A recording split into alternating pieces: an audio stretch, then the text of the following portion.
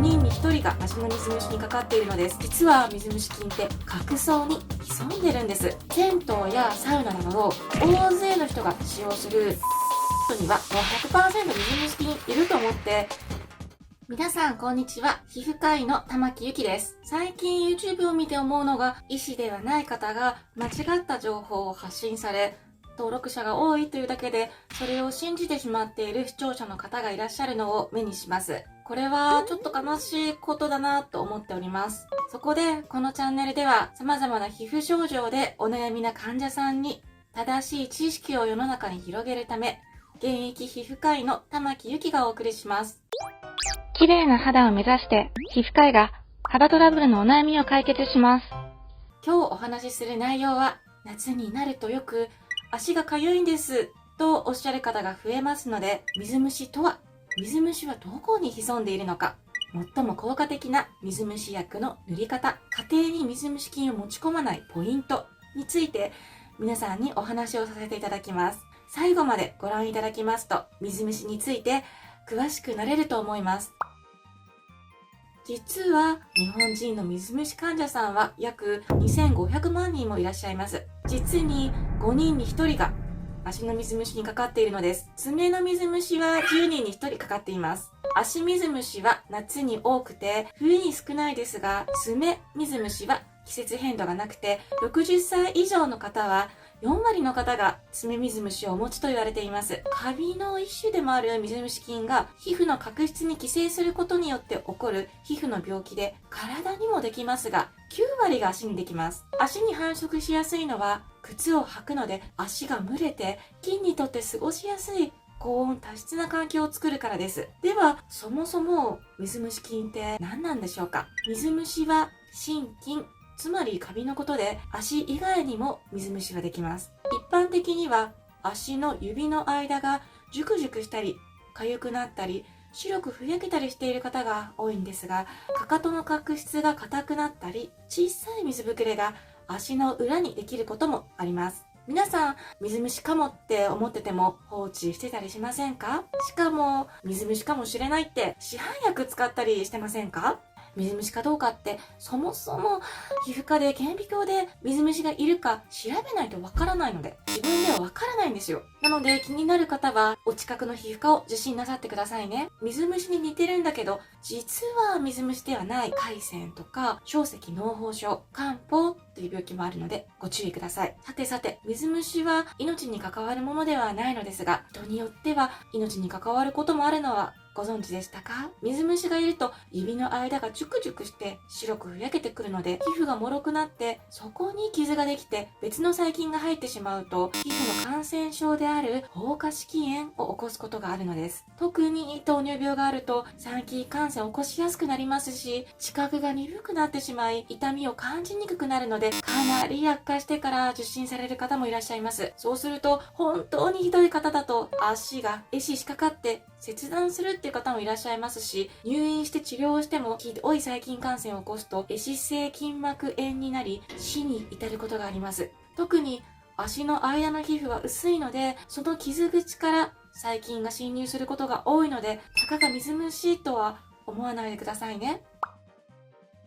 で、水虫って一体どこに潜んでいるんでしょうか。皮膚って外側から表皮、真皮ってなっていますが、表皮の一番外側に角質細胞って言われる平べったい死んだ細胞がレンガみたいに積み重なっています。角質細胞は最終的には赤となって剥がれ落ち、これが皮膚のターンオーバーって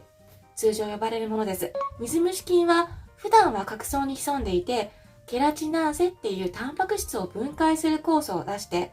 角質細胞を溶かし増えていきます。角質は先ほど申し上げた通り死んだ細胞の集まりなので、ここで水虫菌が増えている間は症状はありません。しかし水虫菌が増えながらどんどん角質の下まで進んでいくと、やがて下流層っていうもっと真皮に近い層に接触します。そうなると水虫菌を排除しようとして白血球やリンパ球が集まってきて炎症が起こり、かゆみや水ぶくれなんかの症状が現れるんです。皆さんよく間違えていらっしゃるのが、足の水虫の症状があるところだけに塗っている方がいます。それは間違った塗り方です。指の間の皮がめくれているからって、そこだけ塗ってませんか？水虫菌は症状がなくても潜んでますので、足のすべての指の間、付け根、足の裏全体、背面、かかとまで広く隙間なく塗るのが正しい塗り方になります。重要なことが両足です。片方の足だけ水虫菌を踏んでいるとは限りませんよね。今は症状がなくても、片方の足だけ水虫菌がいるって診断されても、もう片方の足にも同じように塗ってください。こうやって塗ると、だいたい1本 10g のお薬を1週間で使い切ることになります。塗る時間はお風呂上がりが効果的です。入浴後は皮膚が清潔になっていて、角層が柔らかくなっているので、薬が浸透しやすくなっているんです。綺麗にしたくて、ゴシゴシって擦るのはやめてください。洗いすぎると皮膚を傷つけてしまい、そこから水虫が角層に入りやすくなってしまうので、逆効果です。優しく洗って水気を拭き取ってから薬を塗るようにしましょう。しかも、よくありがちなんですが、かゆみもないし、もういいかなーって、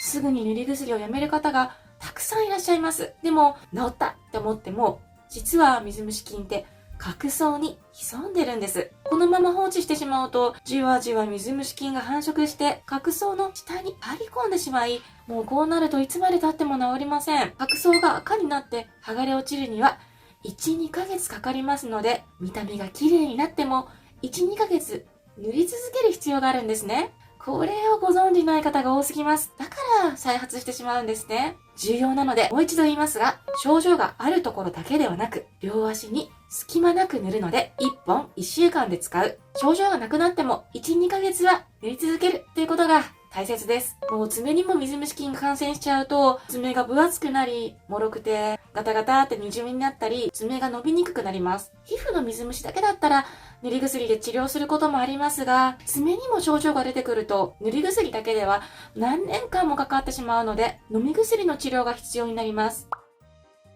ご家庭に水虫を持ち込まないためにすることとしては、治療をしていない水虫の患者さんからは、常に水虫菌を含まれた赤が家中にばらまかれています。特にトイレのスリッパとかバスマットに潜んでいます。赤と一緒だと水虫菌って1年ぐらい生き続けるので、洗濯できないものはしっかり乾燥させて、家具の下や階段、部屋の隅などはゴミが溜まりやすいので、もうこまめに掃除しましょう。銭湯やサウナなど、大勢の人が使用する浴室の足拭きマットには、もう 100% 水虫菌いると思って、十分に水気を拭き取って、すぐに自分の靴下履いちゃいましょう。もしも十分足を乾かす時間がない場合は、お家に帰ってからすぐに足を洗ってください。水虫菌って踏んじゃっても感染が成立するのに24時間ぐらいかかるので、それまでに足をきれいに洗えば感染のリスクを防ぐことができます。ただ、足の裏に傷があると12時間ぐらいで感染しますので、傷がある方はご注意ください。足もしっかり乾燥させて、毎日同じ靴を履かないようにしてください。できるだけ通気性の良い靴下やサンダルを履くようにして、スリッパを家族で同じものを使うのはやめてくださいね。綺麗な肌を目指して、皮膚科医が肌トラブルのお悩みを解決します。ということで今日は水虫について皆さんにお話をさせていただきました。いかがでしょうか？水虫について詳しくなれましたでしょうか？このチャンネルでは綺麗な肌を目指す方へ皮膚科医が肌トラブルのお悩みを解決しています。今回の動画が少しでも役に立ったなと思う方はコメントや高評価ボタンを押していただけると今後の動画配信の励みになりますのでとても嬉しいです。次回はニキビのイソドレチノインについてお話をします。では次の動画でお会いしましょう。さようなら。最後までご視聴ありがとうございました。このチャンネルでは綺麗な肌を目指す方へ皮膚科医が肌のトラブルのお悩みを解決しています。コメントや高評価ボタンを押していただけると今後の動画更新の励みになるのでとても嬉しいです。それではまた次回の動画でお会いしましょう。